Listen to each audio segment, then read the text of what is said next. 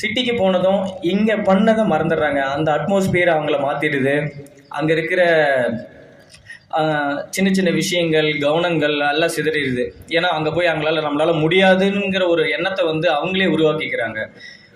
நான் எப்பவும் சொல்கிறேன், எங்கே போனாலும் நீ கடினமாக அது மேலே வச்சுருக்க லவ் உனக்கு உண்மையாக இருந்தால், அதுக்கு உண்மையாக நீ போராடினீன்னா கண்டிப்பாக நீ எவ்வளோ உயரத்துக்குனாலும் போக முடியும். ஸ்போர்ட்ஸ் மட்டும் கிடையாது, எல்லா ஜாப்லேயும் நான் சொல்கிறேன். உனக்கு பிடிச்ச துறையை தேர்ந்தெடுத்து அதுக்கு நீ ஓடணும்.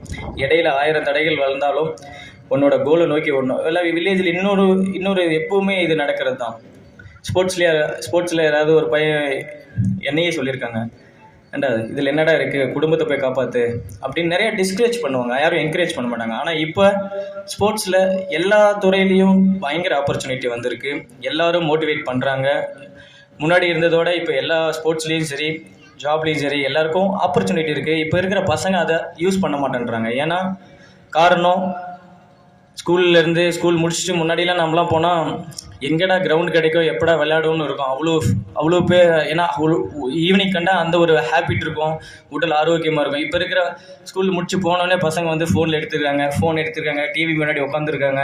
டிவி அதில் அவங்க கவனம் ஃபுல்லாக அங்கே போயிடுது. என்ன ஆகும்னு நினைக்கிறானோ அதை மறந்துடுறான். அவனோட உடல் உழைப்பு எதுவுமே கிடையாது. அவனோட ஹெல்த்தும் பாதிக்குது.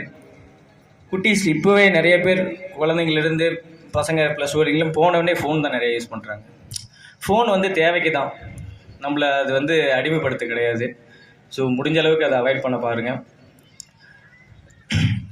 இன்னும் லைஃப்பில் நிறையா நீங்கள் ஒவ்வொரு படியும் வந்து ஒவ்வொரு படிக்கல் வந்து ஒவ்வொரு முள்ளு தான் அது. ஏன்னா நான் நடந்து வந்த பாதை எல்லாமே முள்ளாக தான் இருந்தது. நான் எப்போ அது முள்ளுன்னு நினச்சிருந்தேன்னா நான் கண்டிப்பாக இவ்வளோ தூரம் வந்திருக்க முடியாது. அதனால் இந்த மாதிரி உங்களோட அட்மாஸ்பியர் இவ்வளோ சூப்பரான ஸ்கூலில் உங்களுக்கு இந்த மாதிரி கிரவுண்ட் கிடச்சிருக்கு. எனக்கெலாம் ட்ரைனிங் பண்ண கூட இடம் கிடையாது. நல்லா வெறுங்காலில் 3-4 வருஷம் ஓடிருக்கேன். வெறுங்காலில் எனக்கு என்ன இருக்கோ அதை வச்சு தான் நான் பண்ணுவேன். அதாவது ஸ்போர்ட்ஸில் சொல்லுவாங்க, நல்ல சாப்பாடு சாப்பிட்ணும், இது வாங்கணும், ஷூ வாங்கணும் அப்படிம்பாங்க. எங்கள் வீட்டில் என்ன சமைக்கிறாங்களோ அதுதான் நல்ல சாப்பாடு, எங்கள் அம்மா கையில் சாப்பிட்றது தான் என்னோடய சாப்பாடு அப்படின்னு நிறையா இன்டர்வியூவில் சொல்லியிருக்கேன். அதாவது இருக்கிற இடத்த என்ன இருக்கோ அதை வச்சு உன்னால் முடியும். நீ அதுக்கு போராடணும். நீ நான் இப்போ இவ்வளோ விஷயம் பேசுகிறதுக்கு ஒரே விஷயம், ஹார்ட் ஒர்க் மட்டும்தான்.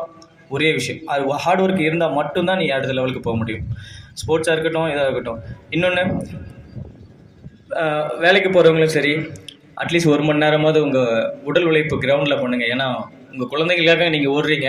நீங்கள் ஆரோக்கியமாக இருந்தால் தான் அவங்கள இன்னும் நீங்கள் மேலே கொண்டு போக முடியும். அட்லீஸ்ட் 1 ஹவர், ஏன்னா கிரவுண்டில் வந்து நீங்கள் இந்த இயற்கை சூழ்நிலையில் கொஞ்சம் வாக்கிங், ஏதோ ஒரு ட்ரைனிங் பண்ணுங்கள். ஏன்னா இப்போ இருக்கிற காலகட்டத்தில் ஃபுட்டில் எல்லாத்துலேயும் மாறிடுச்சு. பழக்க வழக்கங்கள் மாறிடுச்சு. நம்ம பிள்ளைங்களுக்காக ஓடுறோம். பேரண்ட்ஸ் நிறைய அதுக்காக ஓடுறாங்க. டைமுக்கு சாப்பிட மாட்டேன்றாங்க, டைமுக்கு தூக்க மாட்டேன்றாங்க. ஸோ இப்படி இருக்கிற காலகட்டங்களில் நீங்கள் அட்லீஸ்ட் காலையில் உங்களுக்காக 1 மணி நேரம் ஒதுக்கி நீங்கள் உங்கள் உடம்பை ஆரோக்கியமாக வச்சுக்கணும். அதேமாதிரி குழந்தைங்களும் எல்லோரும் ஸ்போர்ட்ஸில், படிப்பில் எல்லாத்துலேயும் பெஸ்ட்டாக வரணும். நிறையா பெரிய லெவலுக்கு போகணும். வில்லேஜில் இருந்து, டிஸ்ட்ரிக்ஸ்லேருந்து இன்னும் நிறைய பேர் என்ன மாதிரி பெரிய லெவலில் வரணும் அப்படிங்கிற என்னோடய ஆசை. அதாவது லைஃப்பில் நான் 2-3 விஷயம், நான் எவ்வளோ கஷ்டப்பட்டாலும் முயற்சியை மட்டும் விடவே மாட்டேன். அதே மாதிரி எவ்வளோ தோண்டு போனாலும் தன்னம்பிக்கை மட்டும் என்றைக்கே விட மாட்டேன்.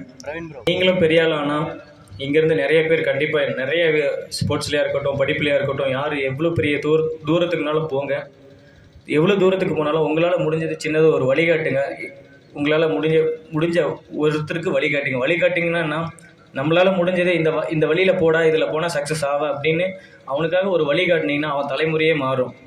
ஸோ நான் ஒரு கிரவுண்டு ஆரம்பிச்சிருந்தா இங்கே சேலமில் ஆரம்பிச்சிருக்கலாம்.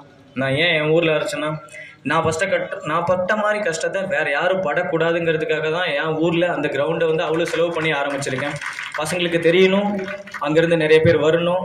இதெல்லாம் நான் இவ்வளோ கஷ்டப்பட்டு ஒரு கிரவுண்ட் இல்லாமல், ப்ராக்டிஸ் பண்ண இடம் இல்லாமல், ஒரு எதுவுமே இல்லாமல் இருந்த இடத்துல ஒரு இடத்த ஆரம்பித்து கொடுத்தா நான் வந்த மாதிரி பின்னாடி நிறைய பேர் வருவாங்க அப்படின்ற அந்த விதத்தில் நிறைய பேர் வந்துக்கிட்டு இருக்காங்க. ஸோ இங்கேருந்து நிறைய பேர் பெரிய லெவலில் ஆடணும், அதுதான் என்னோடய ஆசை.